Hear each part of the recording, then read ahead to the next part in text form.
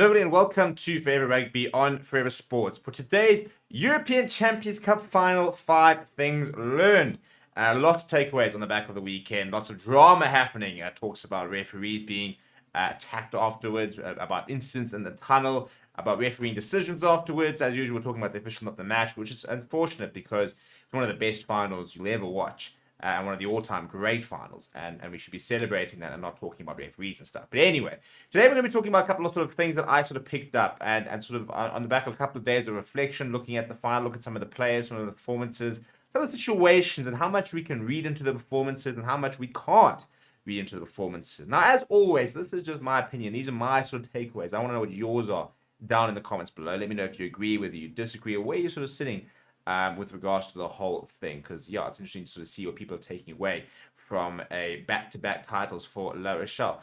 So before we do that, please do smash like on the video, and please do subscribe to the channel as well. And let's get into it, shall we?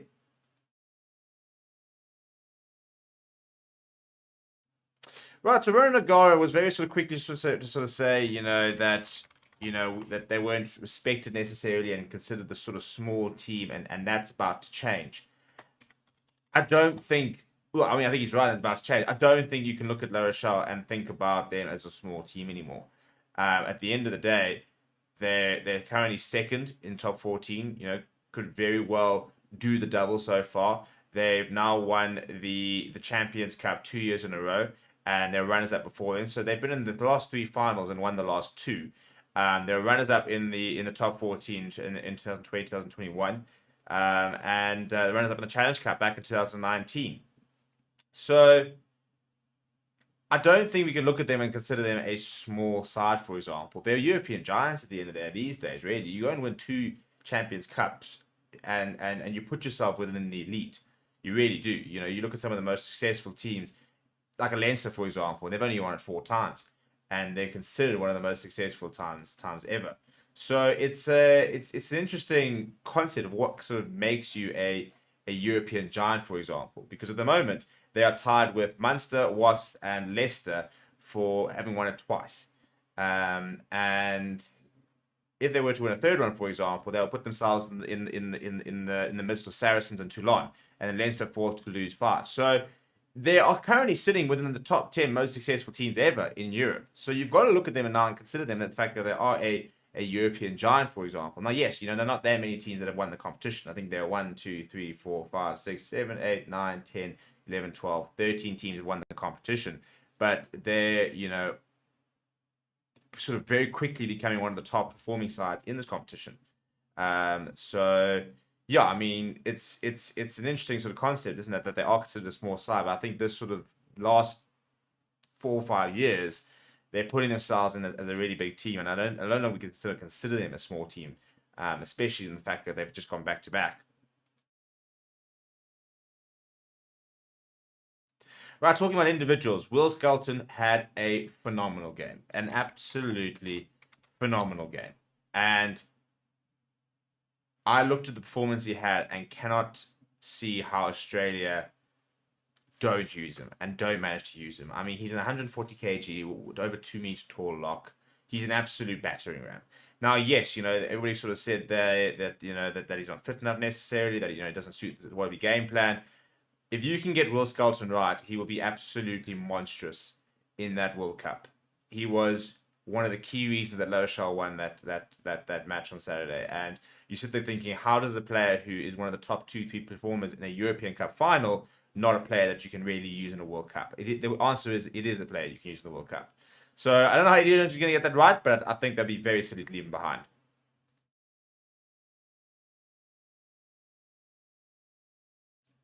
So it's been a very interesting reaction to, La Rochelle winning. And some people are basically saying that, well, look at their budget. They've got like a budget of 200 million rand, for example. And, therefore it's not that impressive. They've got this massive salary cap that other teams can't compete with. They've got all these superstars and stuff like that. And then the other sort of is there's been a whole rhetoric that well, they didn't buy a bunch. It's not a team of superstars, and they didn't buy them, and they produced them. And I think, as usual, sort of the reality is sort of somewhere in the middle. This La Rochelle side is a top quality side. You can't sit there and pretend it's not a quality side. There are there's international players all across the positions.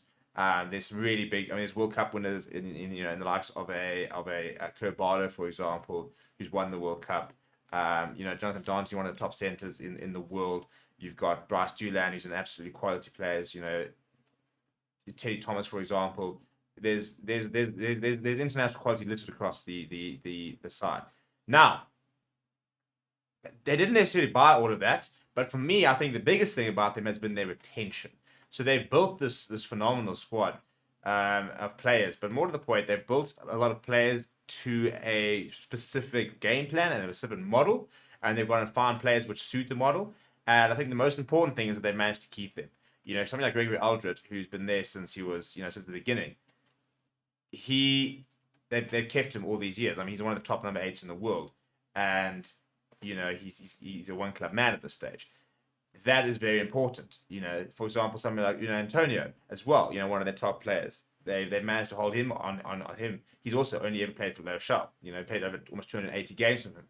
So some of their best players are academy players, for example, or signed very young.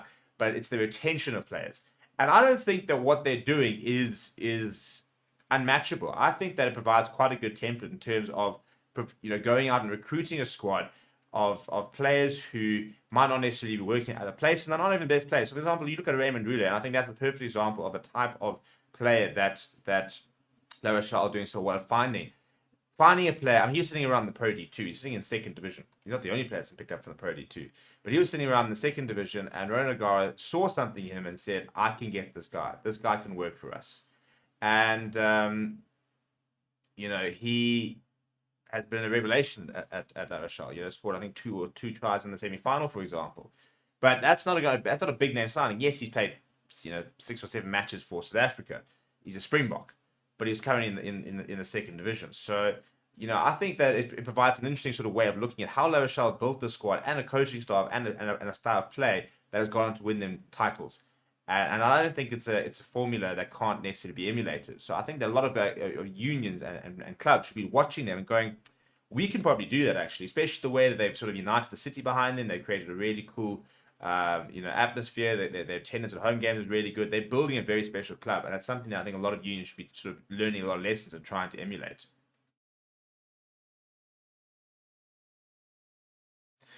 Right, now there can always be a couple of things that are true at the same time. Are Leinster probably still within the top 2 best sides in the world?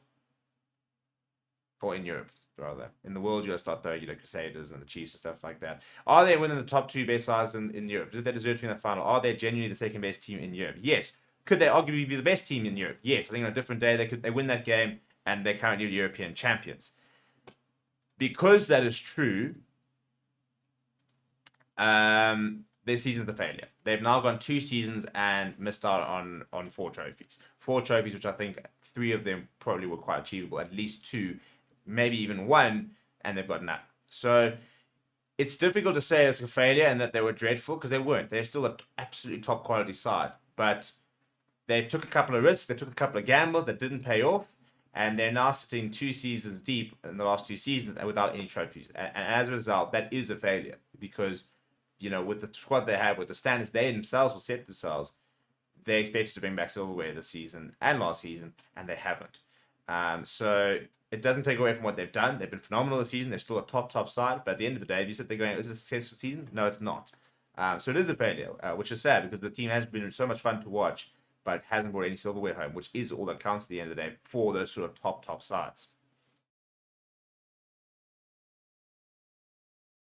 Now, having said that, I don't buy the whole rhetoric that this was going to be this mental thing that because Leinster have not won a trophy, because they got knocked out of Champions Cup, all of a sudden Ireland are not going to be good enough at the World Cup, and all of a sudden, that mentally sort of rules them out of the chance of being able to do well in the World Cup. The World Cup's a whole different thing. It's a whole different coaching staff. It's a different squad. Yes, majority of the Irish squad comes out of Leinster, but there are lots of players out of it. Peter O'Mahony, Tyg Byrne, a Bandiaki, a Matt Hansen, for example. There are, Craig Casey, I think, is playing really good rugby as well, and played such good rugby in that Munster semi-final. There are other players that will join this Ireland squad that, for me, will give them the boost that they need to be able to overcome big teams. I think Ireland can win the World Cup.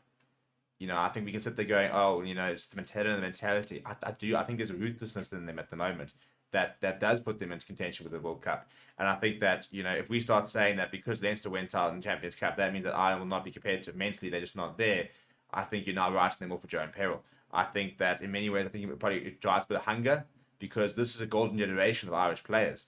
And right now, they're not getting the success at club level, but that's not to say they can't get the success at international level. And I think Andy Farrell is cooking up a plan to take this Ireland team very, very far in that World Cup. And the Springbok fans, I'm nervous. I am nervous about this Ireland side because I look and think it's a hell of an Irish side. Not quite sure how we stop them if they bring their A game. Because if we're slightly off, they'll beat us. We have to be at our best to beat them. We know we can beat them, but we know we have to be at our best to beat them. So I don't think we should be reading too much into the Leinster loss with regards to Ireland's chances at the World Cup. So that's sort of my takeaway. So what I think about the whole situation. I want to know what you think down in the comments below. Please do smash like on the video. Please do subscribe to the channel as well. Thank you very much for watching. My name is Steven, and I'll chat to you soon.